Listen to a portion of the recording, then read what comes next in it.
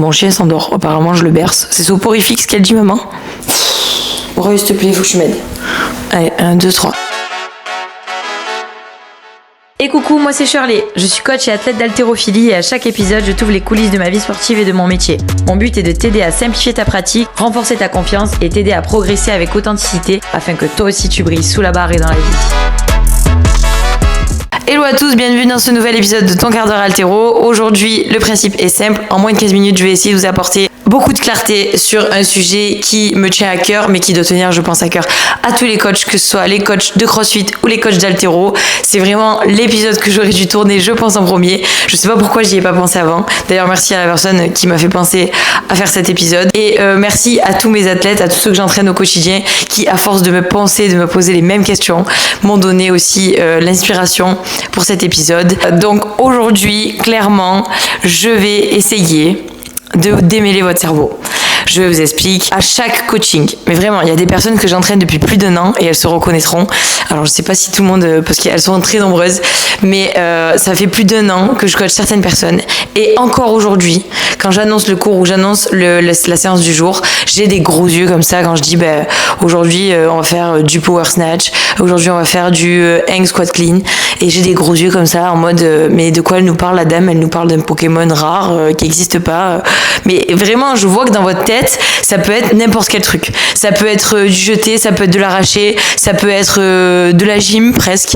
Et vraiment, vous regardez en mode, mais qu'est-ce qu'elle raconte? Qu'est-ce qu'on va faire aujourd'hui? Vraiment. Mais d'un côté, ça doit être agréable parce que ça crée l'effet de surprise à chaque fois. Même quand vous voyez au tableau, vous savez toujours pas de quoi on vous parle et d'un côté ça doit être agréable, mais je pense que si vous regardez cet épisode aujourd'hui, c'est que vraiment vous en avez marre et nous aussi on en a marre. On veut que vraiment toutes ces choses là, tous ces petits mouvements, toutes ces différentes suspensions, toutes ces différentes hauteurs de réception, ça soit plus clair pour vous parce que vraiment il est temps que tout ça cesse. Donc voilà, mon but aujourd'hui vraiment en 15 minutes, c'est d'éclaircir un petit peu tout ça et c'est de rendre vos séances beaucoup plus faciles et la vie de vos coachs aussi. Donc je vais vous expliquer dans un premier temps quelles sont les différentes suspensions, donc les différentes, on va dire, hauteurs de départ.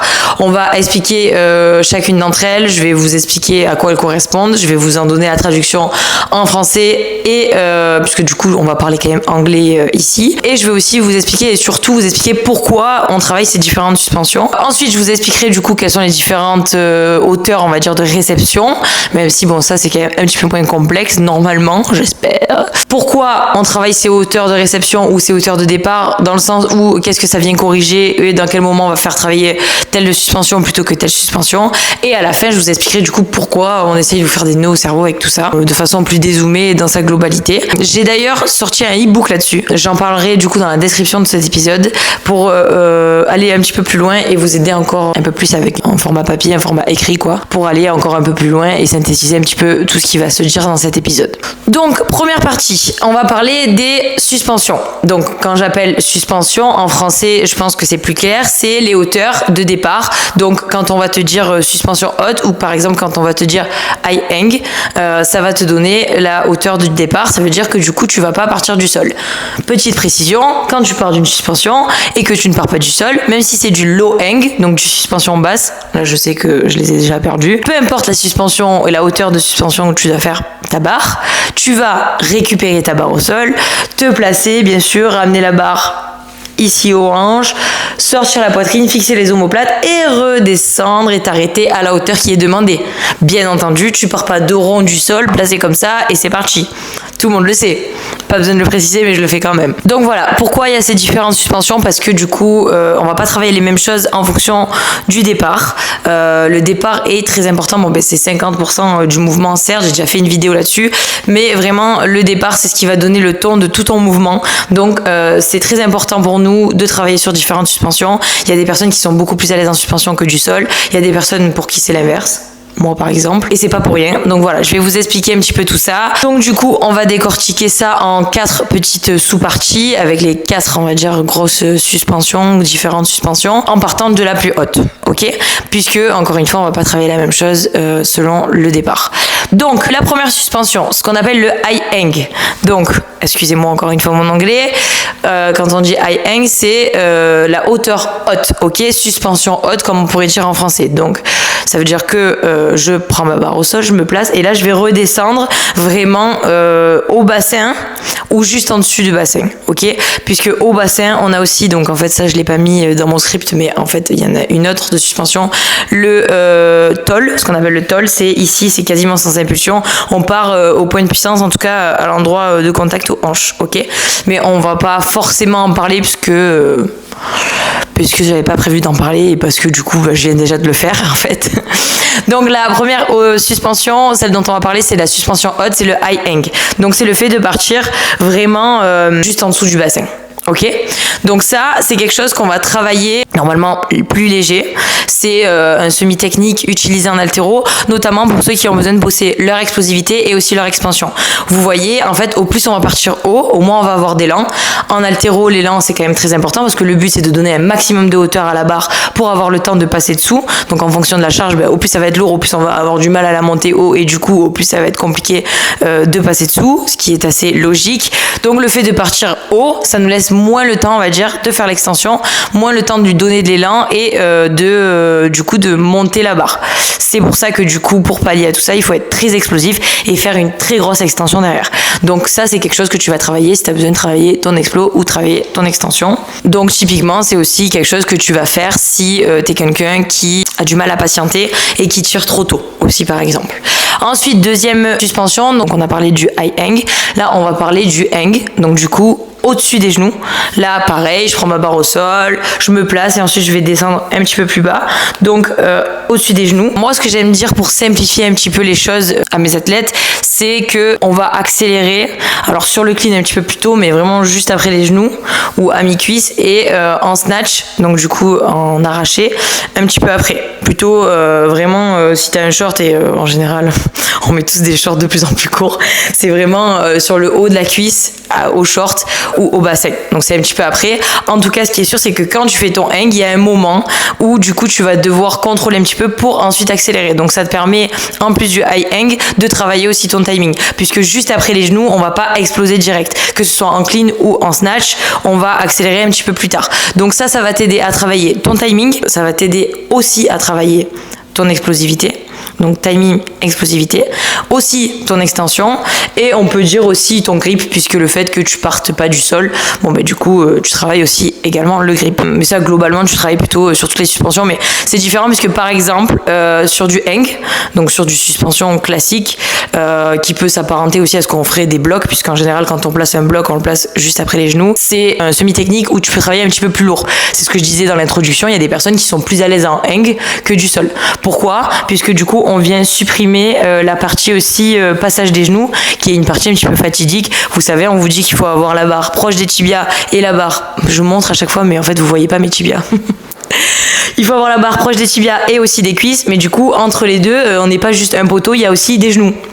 Et ce passage des genoux là fait que si on n'a pas la bonne technique, on a tendance à éloigner la barre. Donc de travailler en suspension, ça va supprimer cet effet là. Ça va aussi supprimer la première partie du tirage au niveau des tibias, qui est la partie où on la sent en général un peu plus lourde. Donc pour les gens un peu plus techniques et un peu moins forts, on va dire grossièrement. Tout ce que je dis c'est grossier, mais j'essaie de vous rendre ça facile. Donc voilà, venez pas commencer à me dire oui mais elle a dit ça, mais elle dit de la merde. Non, on le sait. Tout ça c'est dans le monde simplifié de Dora l'exploratrice. Donc voilà, ce que je voulais préciser, c'est que pourquoi il y a certains athlètes qui vont être plus à l'aise en hang, en suspension plutôt que du sol, c'est souvent pour ces raisons-là. Mais du coup, c'est aussi des mouvements qu'on travaille un petit peu plus lourds, qu'on peut travailler globalement à 100%, voire 110% ou 105% pour ces athlètes qui sont plus à l'aise en suspension.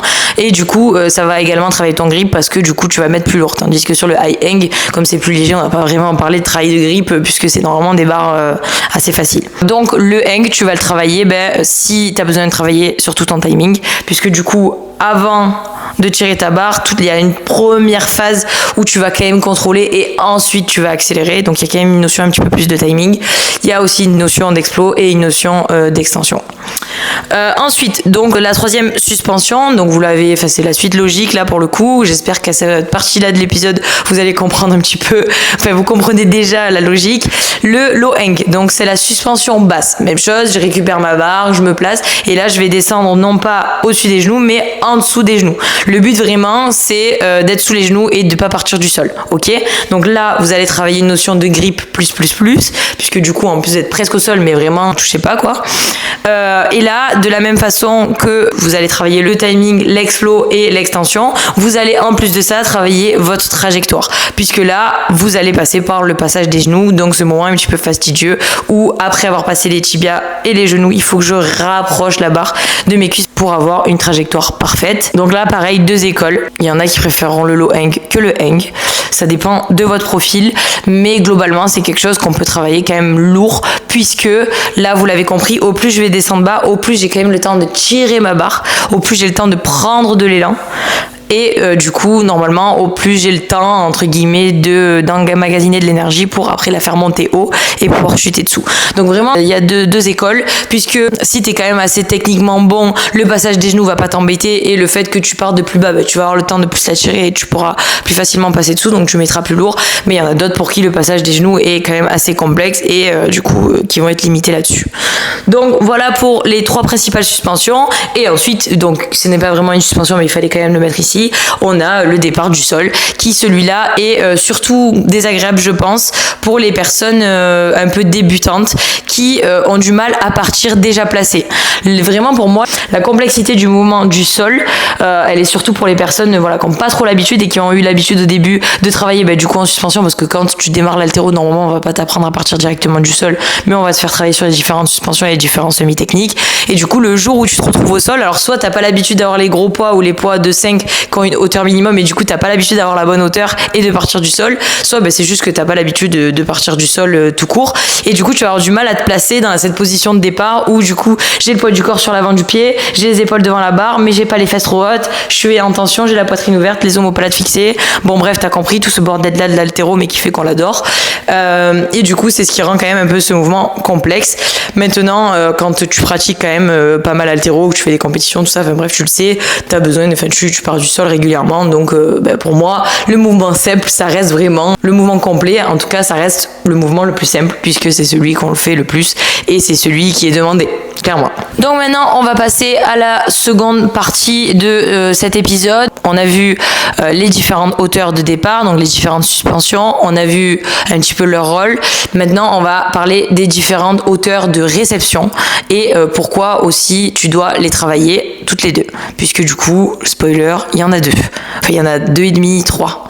Mais ça c'est pareil, c'est ce que je disais, c'est l'haltéro, mais c'est ça qui est beau. On dit que c'est un sport simple où on fait deux trucs tout le temps les mêmes mouvements. Non, il y a plein de petites nuances. Donc du coup, il y a deux principales hauteurs de réception. Ça fait bizarre de dire hauteur et réception, mais bon bref, au moins vous avez compris. On a le power, donc le debout en français, et on a le squat, donc la flexion complète en français. Donc on va commencer par le plus simple, le power, l'ami des bêtes, l'ami des crossfitters. Pourquoi ? Parce que du coup, voilà, je vais me faire insulter, mais quand t'as pas vraiment de technique finalement, t'es plus à l'aise en power. Mais quand t'es quelqu'un qui est assez technique et qui pour moi est normalement constitué, tu es plus à l'aise en squat. Pourquoi ? Parce que du coup, puisque tu vas descendre plus bas en réception, et comme on l'a compris en haltéro, le but c'est de monter la barre la plus haute pour avoir le temps de passer dessous, au plus tu vas descendre bas en réception, au plus tu vas te donner du temps aussi de passer dessous. Donc tu auras techniquement besoin de lui mettre moins de hauteur. Donc c'est plus facile normalement d'être en squat plutôt qu'en power. Mais pour la plupart des crossfitters qui ont pas l'habitude de le travailler en fait, le squat tout simplement, et qui ont peut-être pas la mobilité pour, du coup s'ils le travaillent pas, c'est plus pratique le power. Pourquoi ? Parce que du coup en WOD par exemple, et très souvent c'est le cas, on a besoin d'aller vite, donc on n'a pas le temps d'aller descendre chercher sa barre en bas. En général sur les WOD on travaille à des pourcentages qu'on peut gérer, mais sur des volumes importants, donc du coup c'est pas un mouvement qu'on va faire trop lourd, le power snatch pour la plupart, encore une fois, mais du coup et puis c'est rassurant d'être en haut plutôt que de chuter complètement avec une barre au-dessus de la tête. Donc le power c'est vraiment le préféré des crossfitters. D'ailleurs si t'es là, je pense que, je sais pas, dites-moi-le dans les commentaires, mais qui préfère le power, qui préfère le squat, et en général on va vite faire deux équipes, il y a les crossfitters et il y a les autres. En tout cas, il y a les haltéros. Moi, vous l'avez compris, clairement, je préfère le squat que le power. D'ailleurs, j'ai direct appris à faire squat snatch. Après, c'est sûr, j'ai la mobilité aussi qui me le permet. Je vois déjà mes athlètes écouter mon podcast et m'envoyer des messages pour m'insulter. Mais voilà, pourquoi vous voyez beaucoup de power dans les box de CrossFit et pourquoi ils préfèrent en général le power? Mais parce que ça va plus vite en fait. J'ai pas besoin de descendre en squat complet. En gros, ce qu'on appelle power, et c'était bien de commencer par ça, mais bon, voilà, j'ai dégainé d'un coup là. Le power, donc le debout, c'est je chute, et bien sûr j'arrive, jambes fléchies, mais je ne casse pas la parallèle. Donc c'est-à-dire que mes fesses ne doivent pas descendre sous la ligne de mes genoux. Donc, en gros, est-ce qu'on va me voir? Bon, en plus, il y en a qui m'écoutent et qui me voient pas, mais là, je suis en power, là, je suis en power, là, je suis en power, là, je suis en power, là, je suis en power. Et là, je suis assise, bon, j'y suis presque plus, ok? Mais il y a vraiment plusieurs power. Il y a les power très très haut et il y a les power où vraiment, est-ce que c'est rep ou pas, puisqu'on va aller chercher la parallèle. C'est pour ça que je disais qu'il y a vraiment 2 suspensions, mais qu'on peut dire 2,5, parce qu'il y a aussi ce qu'on appelle le deep power, et c'est le fait d'être pile à la parallèle. Donc, vous l'aurez compris, le power, c'est normalement quelque chose qui va plus vite. Par contre, c'est aussi, et pour la plupart des haltéros, le mouvement qui est plus compliqué, puisque je vais la réceptionner plus haut, il va falloir que je la monte aussi plus haut. Donc, normalement, tu es limité par ton tirage, et c'est ce qui fait que la plupart des haltéros ont un plus petit power snatch ou power clean qu'un squat snatch ou squat clean. Ce qui est à mon sens logique. Vous avez compris, la logique en haltéro, c'est toujours la hauteur que je donne à ma barre pour avoir le temps de passer dessous. Donc, au moins je passe dessous, donc au plus je suis haut en réception, au plus je vais devoir la monter haut avant. Au plus je vais aller la chercher bas en réception, au moins j'ai besoin de la monter haut. Donc, techniquement, c'est plus simple. Voilà. Donc, vous l'aurez compris, le power snatch, on le travaille, ou le power tout court, on le travaille quand on a besoin de travailler son extension, et on le travaille aussi quand on a besoin de travailler son explo. Puisqu'il faut être très explosif pour pouvoir monter une barre assez haute. Ok, et la catcher haut du coup. Et du coup, la deuxième vraie suspension, donc c'est le squat, c'est le fait d'aller chercher ta barre en flexion complète en réception, encore une fois que ce soit sur du clean ou sur du snatch.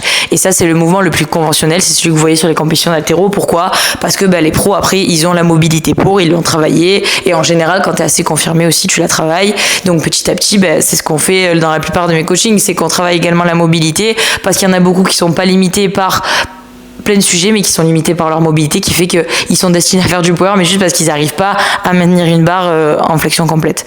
Mais voilà, donc c'est un mouvement qui te demande et aussi de l'explo, et aussi d'avoir du timing, et aussi une extension, mais quand même un petit peu moins que si t'es en power, parce que tu peux aller la réceptionner plus bas, et qui te demande par contre énormément de mobilité.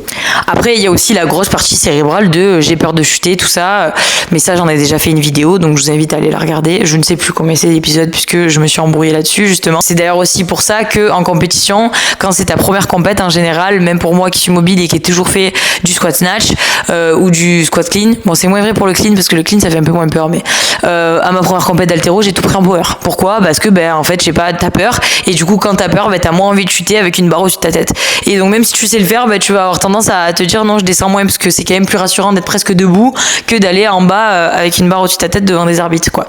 Mais ça également ça se travaille, et vous le savez si vous êtes sur ce podcast. Allez, c'est cadeau, je vais rajouter une différente partie, une partie supplémentaire, un petit 3 on va dire sur les hauteurs de réception, c'est le muscle. Le muscle, en fait, tu vas le réceptionner complètement debout. Et j'aurais dû le mettre au début, mais en fait, c'est que je vais en parler parce que tout le monde va me dire ouais, mais du coup, le muscle, qu'est-ce que c'est? Il se place où? Et parce que j'en ai aussi parlé à mon... justement, la semaine dernière, on m'a posé la question à mon coaching, à l'aspect haltéro que je donne à ma salle, où on m'a dit, mais du coup, le muscle, il sert à quoi, Shirley? Le muscle, c'est ce qu'on appelle le force en français, donc l'arraché force, le... muscle snatch ou le muscle clean, c'est dur pour moi le switchage. Le muscle clean, donc l'épaulé force, c'est un mouvement en force en fait, donc qui te fait travailler ta force, que ce soit bas du corps ou haut du corps, et c'est aussi un mouvement qui t'aide à travailler à mon sens la trajectoire. Donc en gros le muscle et le force t'arrive complètement jambes tendues. Vraiment c'est le fait de partir du sol et de dérouler la barre au-dessus de la tête, ok, ou de dérouler la barre et de s'enrouler à elle en arrivant jambes tendues, pointe de pied en clean. Pourquoi on le travaille? Pour travailler ta force, mais aussi pour travailler ta trajectoire, puisque du coup comme tu vas tout faire en force et que tu pourras pas compenser avec ta réception, il va falloir que tu la montes correctement. Et pour moi c'est aussi quelque chose que tu travailles quand tu veux faire bosser l'extension à tes athlètes. Moi je sais que le muscle snatch, donc trajectoire et aussi extension, parce que du coup tu vas monter les coudes longtemps vers le haut, sinon ça va faire un strict press quoi en fait, et c'est pas ce qu'on demande, donc et puis tu vas être vite limité par la charge, donc voilà, c'est aussi quelque chose que je travaille avec mes athlètes pour faire travailler l'extension. Donc maintenant, troisième et dernière partie, vous allez me dire mais pourquoi on fait tout ça? Pourquoi? Parce que pourquoi les gens qui font du paddle, ils ont pas le droit de toucher le mur 3 fois. Non, en plus je dis des trucs et en fait je sais pas du tout. La meuf elle connaît plus les règles de paddle. Mes athlètes qui me regardent ou les personnes qui me connaissent, sachez que je déteste pas particulièrement les gens qui font du paddle. C'est vraiment un truc que je me suis mis dans la tête et c'était comme l'aérox au début. Et du coup c'est vrai que je clash quand même beaucoup les gens qui font du paddle. Et donc j'adore sortir cet exemple. Je vais vraiment me faire insulter dans cet épisode. Mais voilà, pourquoi? Parce que voilà, j'aime bien faire des réponses un petit peu cons. Mais il y a aussi d'autres raisons, c'est qu'en fait chaque suspension, que ce soit du départ ou de réception, va te faire travailler des moments précis de ton geste et des compétences ou des défauts, des qualités, venir mettre l'accent là-dessus, des points précis. Et c'est ce qu'on va chercher à travailler. Donc tu vas pas travailler la même chose si tu fais du hang power snatch que si tu fais du low hang squat snatch. Ok?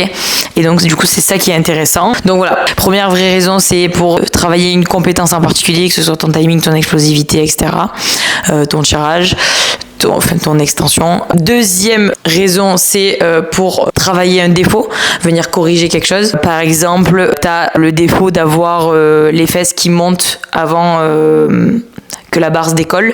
Bah, du coup, on va peut-être travailler sur du suspension pour que du coup tu aies la barre déjà décollée, même si c'est du low hang par exemple. Ou alors, pourquoi pas du muscle.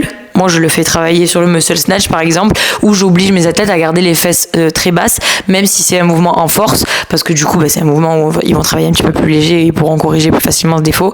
Et en fait, du coup, si tu as pas les fesses, si tu te concentres pas sur le fait d'avoir les fesses basses, même en muscle, la barre, elle va s'éloigner encore plus facilement. Tu pourras encore moins compenser parce qu'il y a même pas de réception où tu pourras sauter en avant. T'arrives jambes tendues et t'es sur place. Donc en fait, s'il y a un moment dans le mouvement où la barre s'éloigne, tu vas la perdre ou tu vas pas y arriver, quoi. Clairement, sur le muscle, je trouve que c'est un des mouvements qui est top pour ça. Donc du coup, quand t'as tendance à avoir les fesses qui se lèvent, du coup c'est ce qui va aussi, désolé de te l'apprendre si on te l'a pas dit, mais modifier sa trajectoire. Donc pour moi, par exemple, je trouve que celui-là il est pas mal. Par exemple, le défaut de je tire trop tôt, du coup on va se faire travailler sur du tall ou sur du high hang. Voilà, donc soit isoler une compétence, soit corriger un défaut. Et troisième aussi vraie raison, je pense, et puis c'est certain, moi il y a des moments où je le fais juste même à des athlètes confirmés qui n'ont pas forcément besoin de corriger un truc en particulier, mais qui ont besoin de varier un petit peu les plaisirs. Mais du coup on varie les suspensions. Vraiment, j'entends tout le temps, ouais mais tu t'ennuies pas à faire toujours du snatch, toujours du clean and jerk. Non en fait, parce qu'il y a des moments où je vais travailler des blocs, il y a des moments où je vais travailler en suspension, il y a des moments où je vais faire du power, il y a des moments où je vais faire du squat.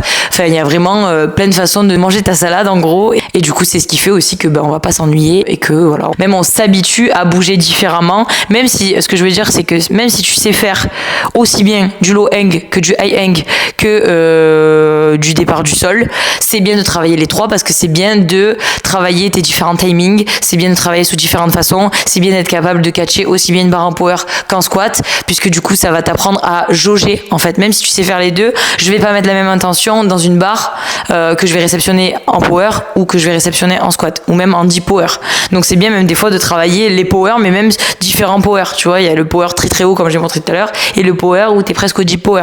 C'est pas du tout le même timing, c'est pas du tout la même façon de tirer ta barre. Donc voilà l'équipe, j'ai mis énormément de temps à faire cette vidéo, mais elle me tenait énormément à cœur, donc je suis très contente de l'avoir fait. J'espère que ça va vous plaire de l'écouter autant que moi ça m'a plu de faire cette vidéo, en espérant que maintenant j'ai beaucoup moins de questions en cours d'haltéro, même si j'ai un doute, et puis même si au final ça me fera toujours plaisir de vous clasher parce que vous connaissez toujours pas les mouvements d'haltérophilie. Voilà, si vous avez envie d'aller plus loin, encore une fois, je vous mets des informations pour le e-book que j'ai sorti là-dessus qui s'appelle la traduction des mouvements d'haltéro qui te manquaient ou un truc comme ça, que je vais certainement peaufiner d'ici jeudi. Ça va être compliqué, mais bon bref, peu importe, tout sera écrit dans la description. N'hésitez pas, encore une fois, à partager ces vidéos si elles vous ont aidé. Je les vois rarement, je sais que je reçois des messages, mais n'hésitez pas, vraiment ça me donne de la force et ça me motive toujours à aller un petit peu plus loin. Comme vous le savez, c'est vraiment du contenu de qualité que j'essaie de vous proposer là. C'est quasiment un coaching ce que je fais. C'est le temps que je prends avec vous, c'est le temps que je prends avec des athlètes qui me payent, et je le fais gratuitement parce que ça me fait plaisir déjà et parce que c'est ma passion.